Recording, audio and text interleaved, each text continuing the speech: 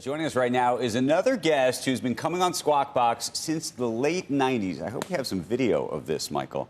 Michael Rubin, CEO of Fanatics, is here. We got a lot to talk about what's going on today. But you actually went back, I think, at like 99. I'm just happy I don't see any videos right now because I would have been like pudgy, less hair, a really awkward suit. So thank God there's no footage.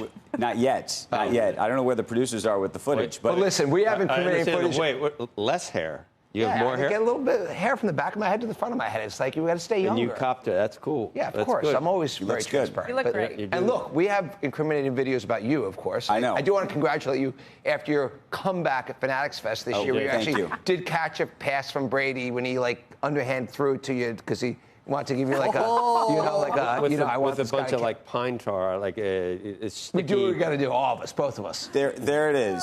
There it is. Yes, this was not underhand. Brady, no. It was very softly thrown. Brady's shaking. You think that was softly thrown? I'm going to say I have respect. You did. It was maybe he did come back. Yeah. 6 or 7 tries. Now you actually got in the first try. This one was the first. Last time was quite embarrassing. I would be a little afraid. My question is, can you catch the ball from him? Yes, for sure. Oh, see here. About equivalent to you. Here's where it doesn't work out. Yes, right. Can we get some of all the footage from that morning because there were like 3 or 4 attempts. Oh, so mean. Yeah, now we're going back for the second round. Second round here. There it is, and it's going to go right through the hands. Right through the hands. These are the videos I like. Now, let's just stay away from me 30 years ago with the awkward-looking, pudgy look. Okay, so here's the question. If we had asked you in 1999 whether there'd be sports gambling in America, whether you would be one of the sort of leaders trying to make a real way in that space, would have you believed it? Yeah, absolutely. I think you have to look at the rest of the world, and I think sports gambling's been a big business in so many geographies throughout the world for such a long period of time, and I think it was only natural that a market that was big and vibrant but illegal here would migrate to a much legal and safer approach. So I think I'm honestly surprised how long it took. And so in the late 90s, you could have looked in England or Germany or France or any of these other markets that were fully regulated, had big businesses, and said, this has to make sense. It's got to come to the U.S. When you think about the valuation of your business, the whole Fanatics business, what does the sports book represent to you? Yeah, I think it represents a pretty meaningful part of our growth. I'll tell you, I just realized when I walked in here today, it's a 2-year anniversary from when we started taking bets.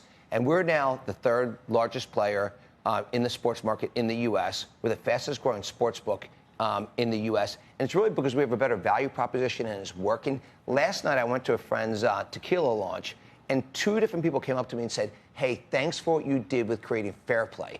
Fair play is a policy where if your player gets injured in it used to be the first quarter, now it's the first half of the game, we take them out of the player prop. And so hundreds of thousands of bets that would have lost, people actually won as a result of that. Right. By the way, we had one last week where it cost us $1.5 million, but it's the right thing to do to kind of give that insurance. And nobody else does that? Now competitors are copying us. By the way, DraftKings, Jason's a good friend of mine, they copied us. Okay, other companies are copying us. You guys are the fastest growing. Where are you? That's because you started from zero. You start from zero. Where are you just in terms of like raw numbers? How soon before you? 3, right?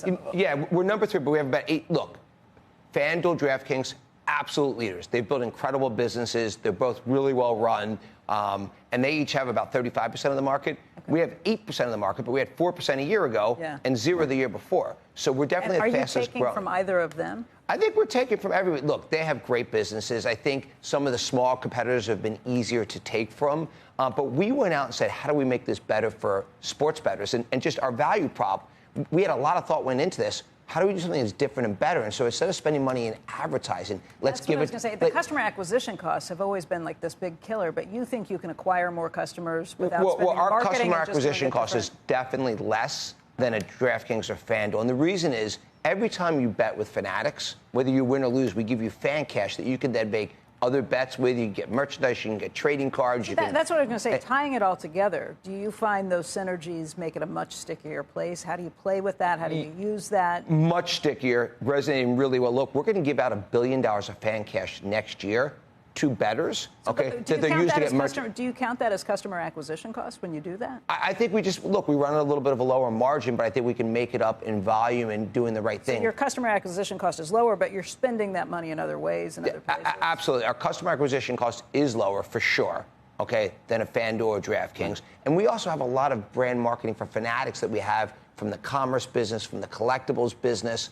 And so I think a lot, and we have 120 million customers, and more than 50% of those customers, they know about the sportsbook. A lot of those customers I use used the some of your sportsbook. fan casts the other on Monday night, and I won, but it's rare because what you have to do is when you have normal a balance, you bet $10, and you get the 10 back, and you make $30. When you do fan cash, all you get are your winnings. So most of the time you don't win, so the fan cash is not, it goes away. But it was a genius invention by Matt King, the CEO of our gaming business, who used to run FanDuel before he came to us. And he really came and said, look, I want to make this better for customers. What do we do different? He said, we're going to do two things. Number one, every time someone makes a bet with us, we're going to give them fan cash. That's $1 billion we're going to give out next year they can use for merchandise, for tickets, to make more bets, to buy collectibles. That's really resonating well. Again, win or lose, you get the fan cash. Number two, this fair play, which is kind of like this free insurance. And that value prop is what's resonated so well. So that's really driven the growth of our gaming business. Do you see long-term there's going to be more consolidation, though, in this space? Because the weirdest part about this business is you would think, they always say the house wins,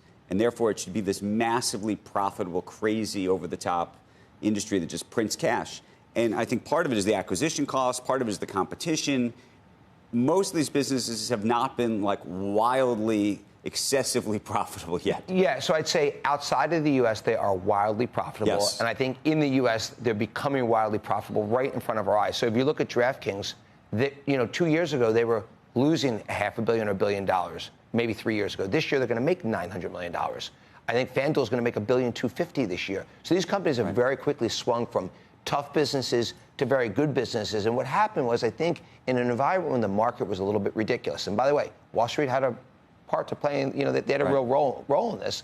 They were giving free money away, so people spent illogically on customer acquisition. When we got into the business in 2021, what I said to my board was, look, I love this business long-term for Fanatics, but I don't think the economics currently make sense. Let's bring Matt on. Let's evaluate the market. It took us 2 years to launch, and by the time we launched, everything was more logical. And today, it's the most logical it's ever been. So I'd say we're in a much more thoughtful market today, but the market is still just getting going. In terms of what you are going to spend that may cut into your margins to do things to win fan loyalty, to bring them back, is that a constant, or is there a point where you can ease up on some of that? Because the thought with the customer acquisition cost is it would eventually go down. You would have people, you would buy loyalty, but it's a really tough, competitive market. Sure. So the way to think about that is hold rate. How much do you keep from a customer? And I think if you look at a Flutter or FanDuel, they could hold in the U.S., 13 or 14%. At DraftKings might hold 12%. Today, we're at 10%. Maybe structurally, we're always 100 basis points or 200 basis points lower. That's still a great business for us. And when you take the synergy of the Fanatics ecosystem and what it means to collectibles and what it means to the commerce business and how these things all integrate together, it's a incredibly big opportunity for us. When we look, you asked about the value of the business. When we think about what gaming can be, in our 5-year plan, we have gaming being 40% of our profits. Really? Okay? So, and we're very bullish about that. And where is it now? Yeah, I mean, today we've spent $1.5 billion since we've launched, including, so it's not profitable, including the M&A deal we did. No, we'll lose about $300 million this year. We'll lose about $150 million next year, and then we'll make, several $100 million in 27. We feel great about that, because if you look at what did Flutter and FanDuel spend, between the M&A, same way we look at it, they spent $6 to $7 billion. Same for DraftKings. So we look at a less than $2 billion spend to get to profitability versus these guys having a $6 or $7 billion spend. Again, they built great businesses, but they spent a lot more to do it.